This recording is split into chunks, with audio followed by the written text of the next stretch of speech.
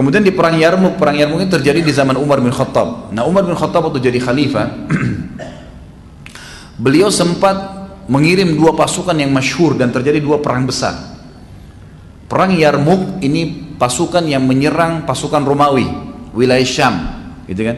Nanti akan runtuh yang Palestina masuk Islam, gitu kan. Syria, Lebanon, ya, Lebanon, ya, Jordania. Ini nanti negeri Syam akan takluk setelah perang Yarmuk nih, gitu kan. Pasukan yang kedua, dan ini juga termasuk pasukan yang menuju ke Yarmuk ini menaklukkan negeri Syam dan ada juga menaklukkan Mesir, gitu kan. Jadi wilayah Afrika dan wilayah utaranya Jazirah Arab, negeri Syam, dan dari sini nanti Islam masuk ke Turki, gitu kan. Dari sini masuk ke Turki. Tapi awalnya di perang Yarmuk namanya, peperangan Yarmuk ini. Itu Umar bin Khattab mengatur strategi perang radhiyallahu anhu luar biasa, menyerang utara Jazirah Arab, karena kalau selatan Jazirah Arab kan Yaman. Yaman sudah masuk Islam di tangan Muadz bin Jabal, sahabat Nabi yang mulia. Jadi daerah selatan Jazirah Arab tidak ada musuh, ya, gitu kan? Karena sudah laut lepas.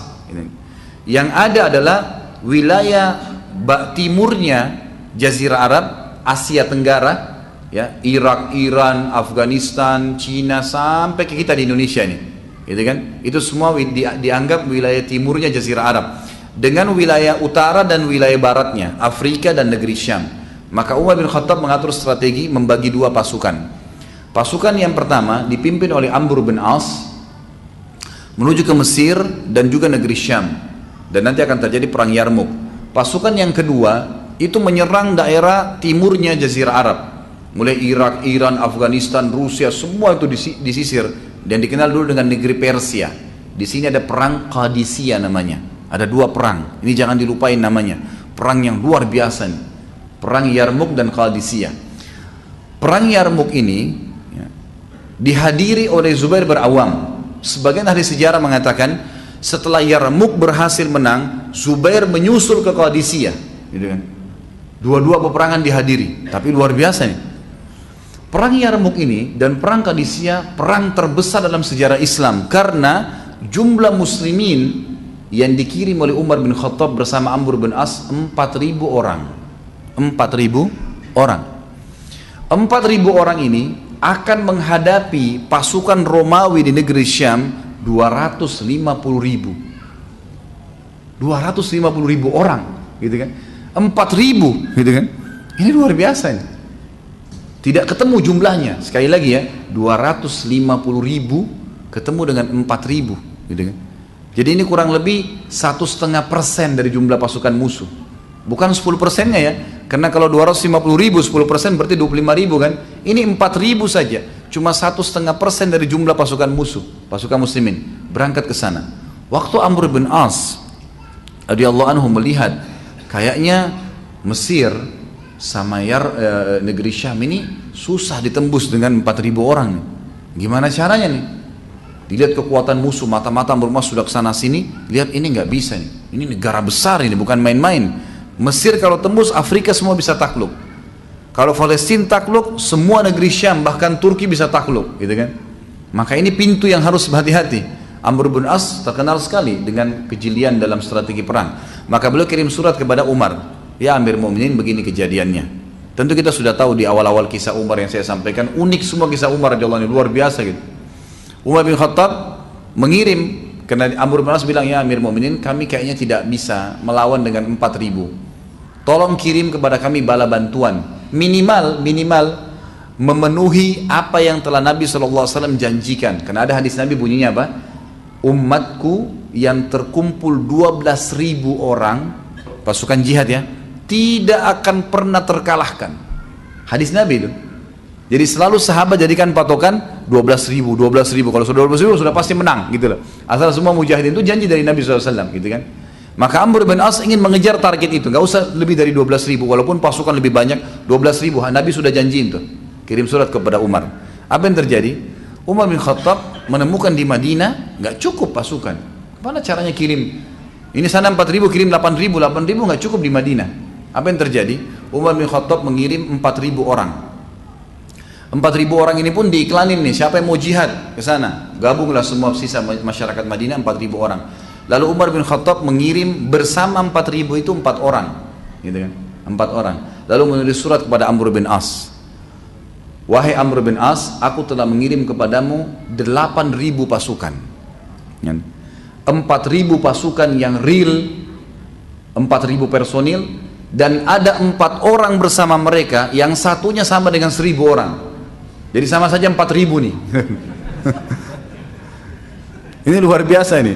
Dan 4 orang itu disebutkan dalam kisah, pimpinannya adalah Zubair bin Awam. Ini satu orang oleh Umar bin Khattab dianggap kekuatannya 1.000 orang. Luar biasa gitu. Ada pasukan banyak 1.000 tapi malas, takut, pengecut, suruh naik benteng nggak mau, malam-malam nggak mau perang.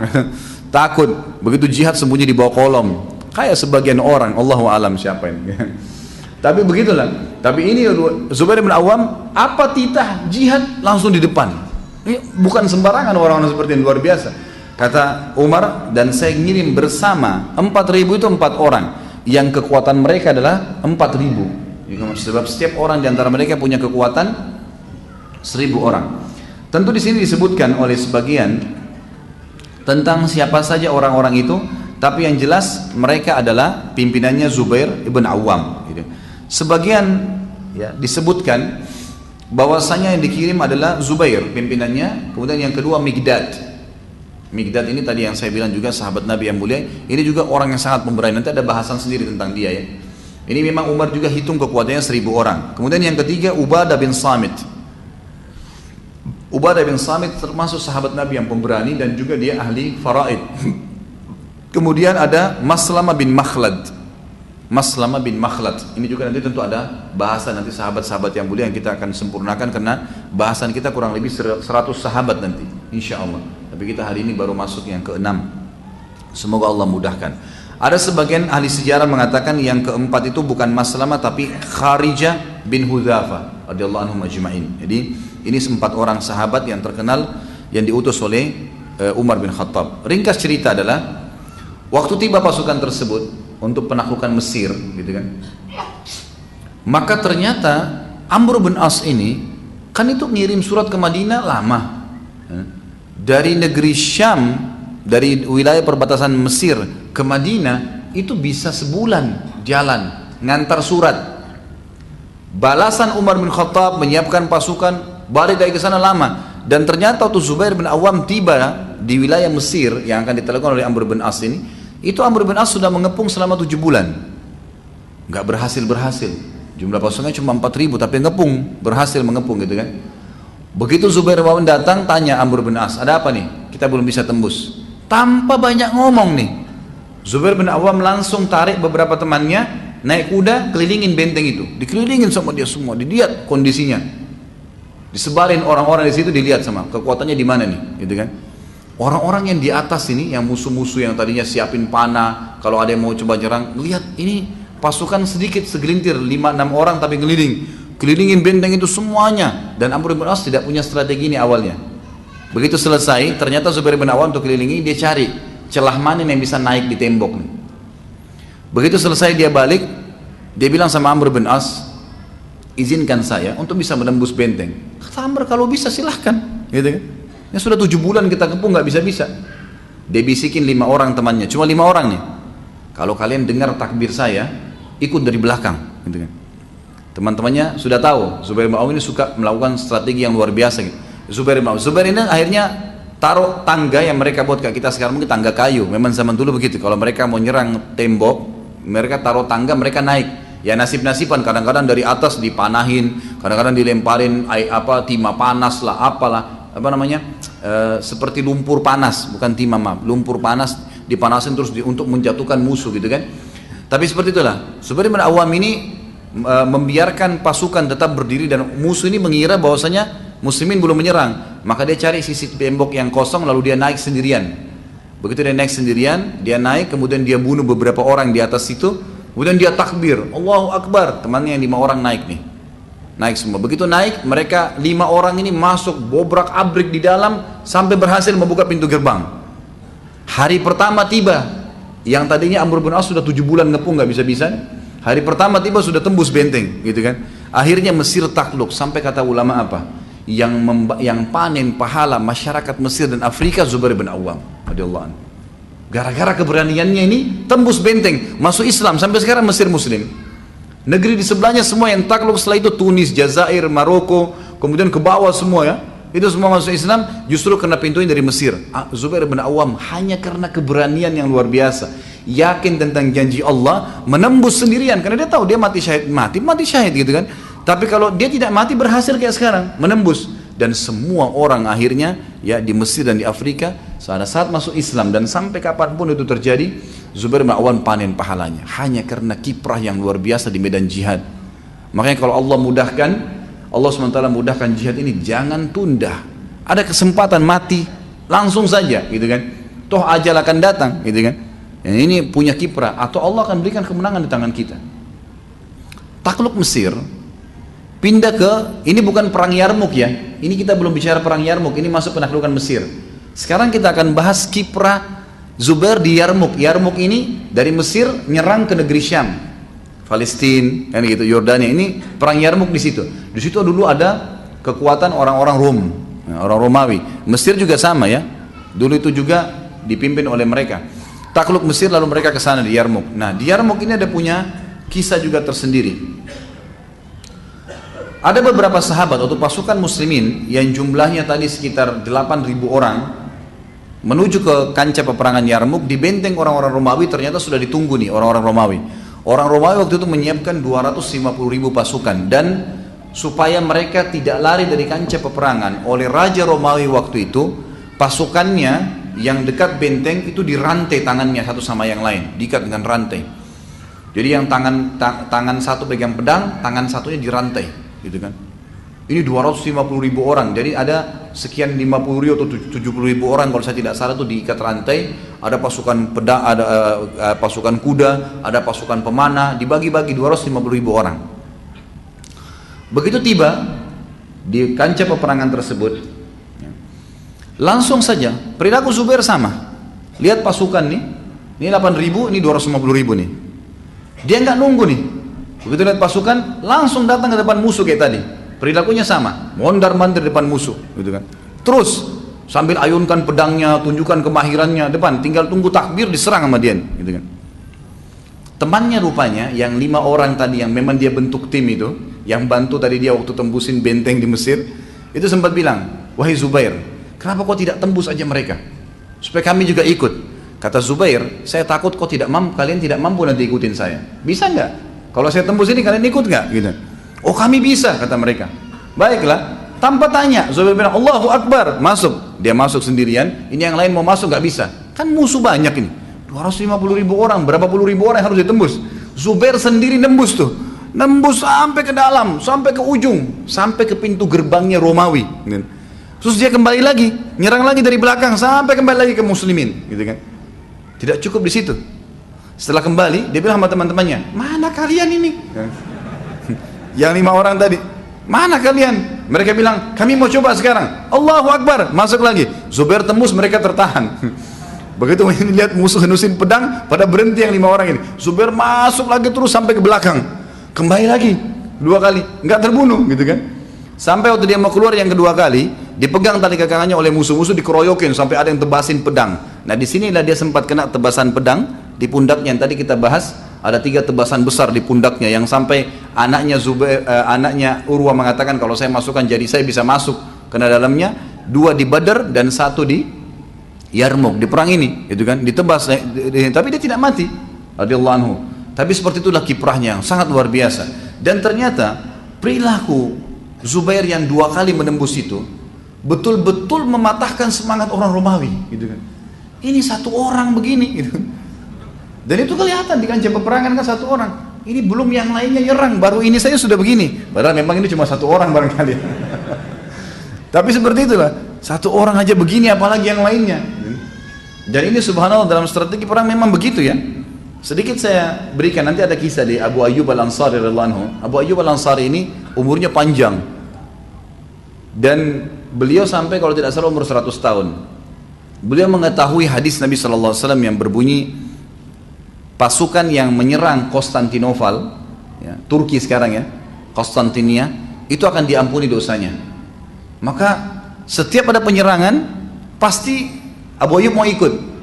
Pas di zaman Yazid bin Muawiyah, khalifah kedua setelah di dalam dinasti Umayyah, setelah ayahnya mati Muawiyah bin Abi Sufyan radhiyallahu anhu, maka Yazid bentuk pasukan dan Abu Ayyub ikut. Abu Ayyub itu umurnya sudah 100 tahun. Pas sudah depan benteng, gitu kan? Besok mau menyerang ini, Abu Ayyub bilang sama Yazid, "Wahai Yazid, saya sakit nih, saya rasa sakit.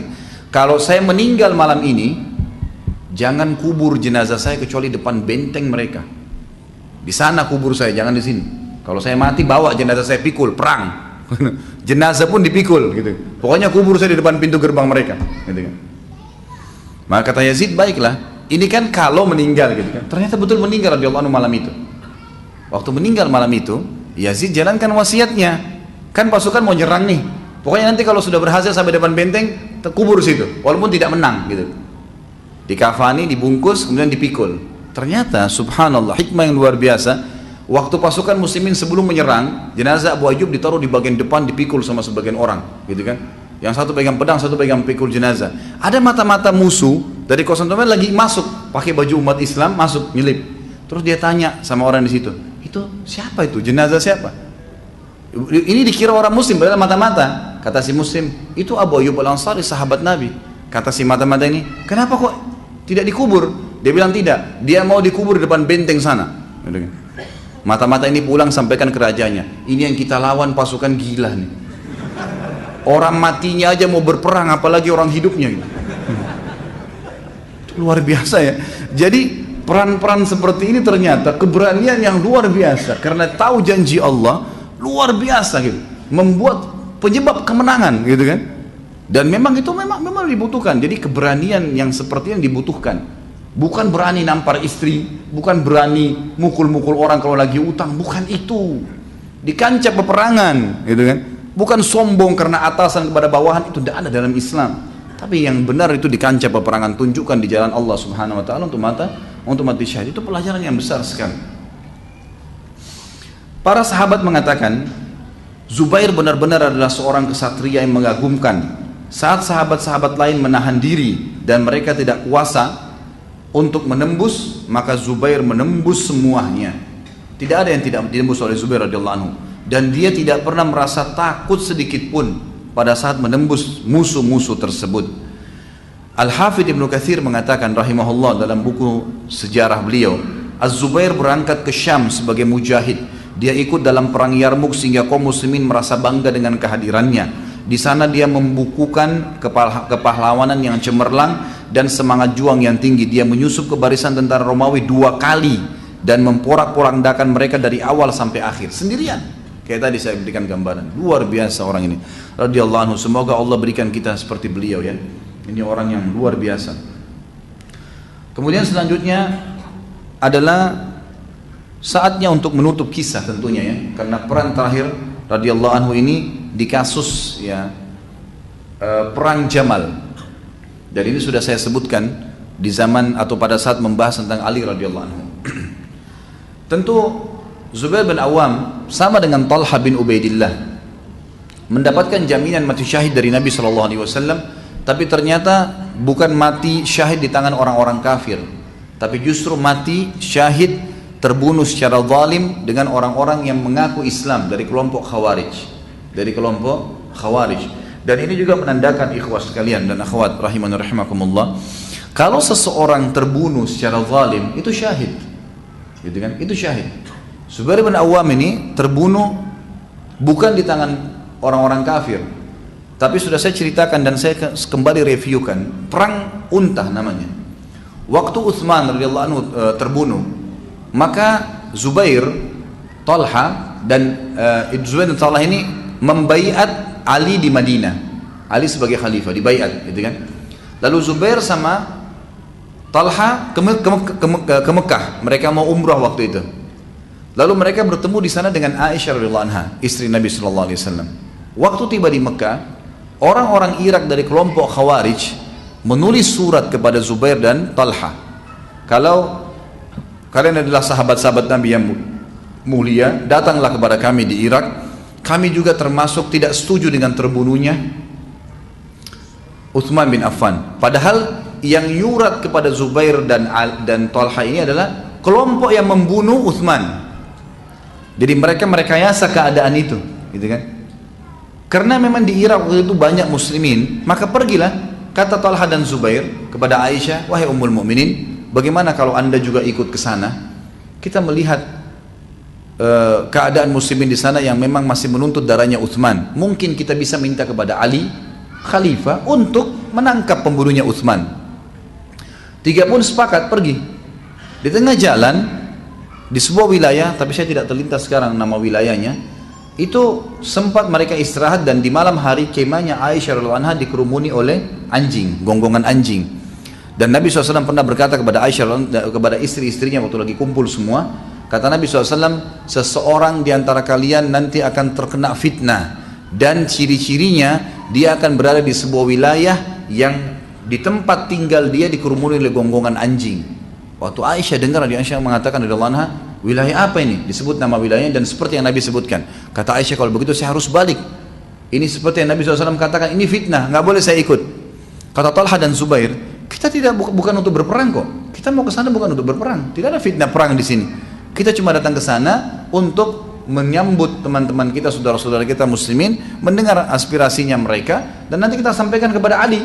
Niatnya cuma itu. Ternyata orang-orang Khawarij ini memang mereka kan benci dengan Ali, karena saya sampaikan di kisahnya Ali kan memerangi mereka ya. Dan sampai Ali radhiyallahu anhu banyak membunuh mereka dari orang-orang Khawarij, dan ada juga sebagian didakwai Abdullah bin Abbas radhiyallahu anhu majma'in. Tapi ringkas cerita adalah Ali orang-orang Khawarij itu ingin memang membuat sahabat-sahabatnya jadi fitnah, berperang satu sama yang lain. Begitu Zubair, Talha dan juga Aisyah radhiyallahu anha majma'in tiba di Irak, ternyata orang-orang Khawarij sudah menyiapkan pasukan. Pasukan ini disiapkan kuda untuk Zubair, untuk Talha, dan juga disiapkan unta untuk Aisyah, gitu kan? Waktu mereka bertiga tiba, lihat pasukan ada, ini apa-apaan nih semua? Kata mereka, enggak, kami hanya menyambut kalian. Silakan naik ke kuda-kuda ini unta. Sementara pada waktu mereka menyurat kepada Talha dan Zubair, mereka juga menyurat kepada Ali sambil berkata, wahai Ali, sekarang Talha, Zubair dan Aisyah keluar dari Mekah menuju ke kami untuk memerangimu. Ali juga keluar dengan pasukan dari Madinah untuk memastikan masalah itu, gitu kan?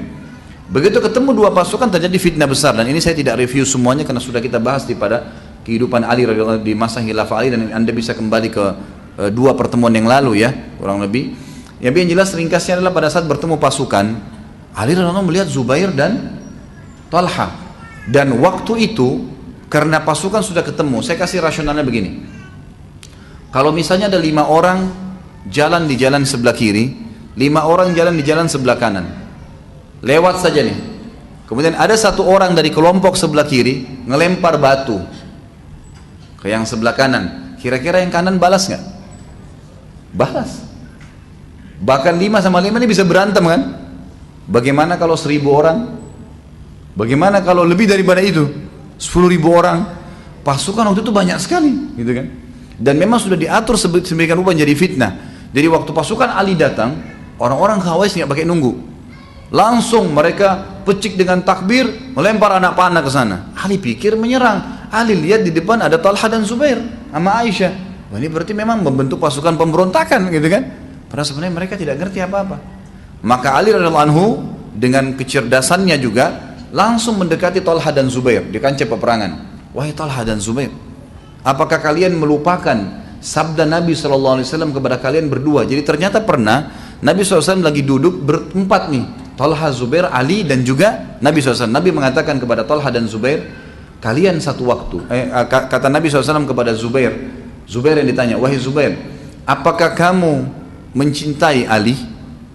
Kata Zubair, tentu saja, sepupu saya. Bagaimana saya tidak cintai dia? Ayahnya Ali, Abu Talib, ibunya Zubair, Sofia, saudara nih, sepupu kan gitu. Pasti saya cintai dia. Apalagi dia adalah orang yang luar biasa menjadi sahabat anda. Kata Nabi SAW, ketahuilah, satu waktu nanti kau akan bertemu dengan Ali di kancah peperangan dan kau dalam keadaan zalim. Jangan ikut-ikutan.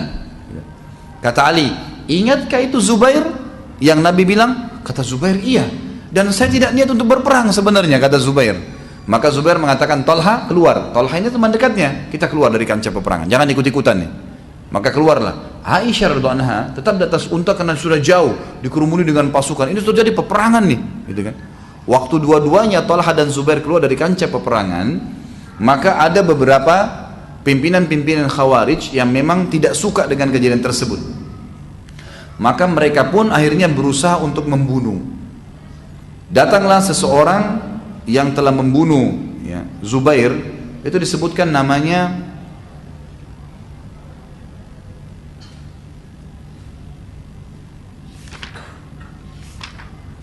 kalau tidak salah Ibnu Jurmuz ya. Saya lagi cari dulu. Iya, Ibnu Jurmuz betul. Jadi yang membunuh dia adalah Ibnu Jurmuz. Ini salah satu pimpinan dari orang Khawarij yang datang waktu lihat Zubair sudah menyingkir ke samping, lagi ngobrol sama Ali sama Talha, dia datang dari belakang kemudian ditusuk langsung Zubair. Ditusuk langsung Zubair bin Awam 2 kali dan Zubair mati. Kemudian Talha yang sudah kita bahas juga pertemuan yang lalu dipanah juga oleh seorang Khawarij yang akhirnya mati, gitu kan. Tapi Ali mereka tidak berhasil bunuh. Ali tidak berhasil mereka bunuh. Ringkas cerita, pada saat keduanya telah terbunuh, Zubair dan juga ya, Talha, maka Ali radhiyallahu anhu menangis pada saat itu. Kemudian duduk di depan jenazahnya ya Zubair sambil dan juga Talha sambil Ali mencium keduanya dan mencium pedang keduanya. Sambil menangis Ali mengatakan, demi Allah, inilah pedang-pedang yang mulia yang senantiasa digunakan pemiliknya untuk membela Rasulullah SAW dalam segala peperangannya, dalam segala mara bahaya. Diriwayatkan oleh Imam Ahmad, Ibnu Hibban dan Hakim juga At-Tabarani. Kemudian juga dalam riwayat lain dikatakan Ali radhiyallahu anhu berkata pada saat melihat jenazah Zubair yang tersungkur di depannya dengan Talha, dia mengatakan kepada anaknya ya, Muhammad bin Hanafiyah namanya, Muhammad bin Ali namanya ya, tapi diambil nisbat Hanafiyah nama ibunya agar membedakan antara Muhammad dengan Hasan dan Husain radhiyallahu anhum ajmain, karena Hasan dan Husain adalah anaknya Fatimah, lebih mulia ya. Muhammad mengatakan, aku ternisbatkan ke Hanafiyah, ke ibuku, karena aku posisiku di bawah Hasan dan Husain, gitu. Dia Ali mengatakan, wahai Muhammad, aku berharap aku mati sebelum hari ini karena ini fitnah yang sangat besar. Maka Ali pun akhirnya berhasil memberhentikan permasalahan itu, memberhentikan permasalahan peperangan tadi ya, dan memenangkan peperangan, lalu memulangkan Aisyah ke Madinah. Karena kata Nabi SAW, wahai Ali, akan terjadi sesuatu masalah nanti dengan salah satu istriku, tapi Nabi tidak sebut Aisyah, gitu kan. Dan kalau terjadi itu kembalikan dia ke rumahnya di Madinah. Maka pasukan Ali menang radhiyallahu anhu, dan sudah panjang lebar jelaskan. Tapi Talha dan Zubair terbunuh pada saat itu, dan ternyata terbunuhnya mati syahid. Dan pada saat terbunuh, Ali radhiyallahu anhu menghukum juga Ibnu Jurmuz dan pembunuh Talha sambil berkata, sampaikanlah atau terimalah berita buruk buat kalian berdua, karena Rasulullah SAW telah menyampaikan kepada saya bahwasanya pembunuhnya Talha dan Zubair dua-duanya masuk ke dalam api neraka.